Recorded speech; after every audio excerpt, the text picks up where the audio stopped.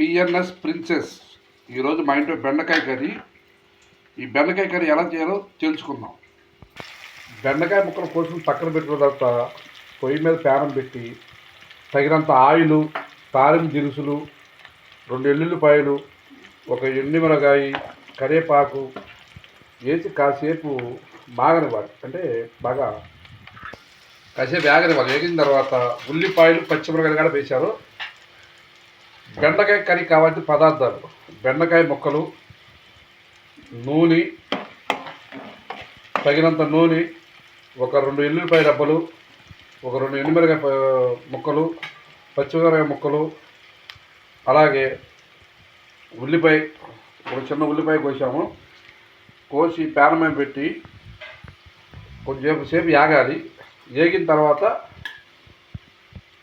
బెండకాయ ముక్కలు దాంట్లో కలిపేసుకోవటమే.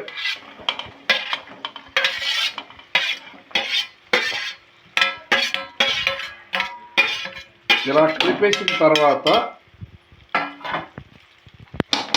తాలింపు పెట్టిన దాంట్లో ఇలా ముక్కలు వేసేసి మొత్తం చక్కగా తిప్పేసి కాసేపు మూత పెట్టేస్తే అది బాగా మగ్గిద్ది.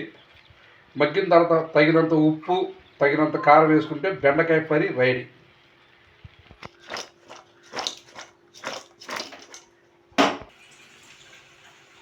హాయ్ ఫ్రెండ్స్, బెండకాయ కర్రీ కావాల్సిన పదార్థాలు: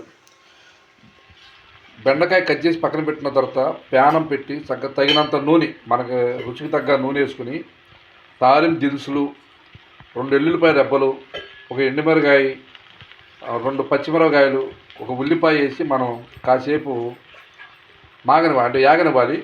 వేగిన తర్వాత తాలింపు రెడీ అయిన తర్వాత బెండకాయ ముక్కలు తీసి దాంట్లో కలిపి చక్కగా మొత్తం మిక్స్ చేసిన తర్వాత ఎక్కువసేపు మనకి ఫ్రై అవ్వాలంటే మీడియంలో పెట్టుకుని పొయ్యి మీద పెట్టుకుంటే నిదానంగా మనం తిప్పుకుంటూ ఉంటే అది ఫ్రై అయ్యిద్ది. ఇలా మయమైన కర్రీస్ నేను తిప్పుకోవాలి, అప్పుడు బాగా ఫ్రై అయ్యిద్ది అనమాట. అంటే కింద ముక్కలు పైకి వచ్చి పై ముక్కలు కిందకి వెళ్ళి ఫ్రై అవుతుంది. ఉప్పు కారం తగినంత వేసుకుని బెండకాయ ఫ్రై రెడీ అయిపోయినట్టే ఒక పావు గంట సేపు మగ్గనిస్తే బెండకాయ ఫ్రై రెడీ. PNS princess.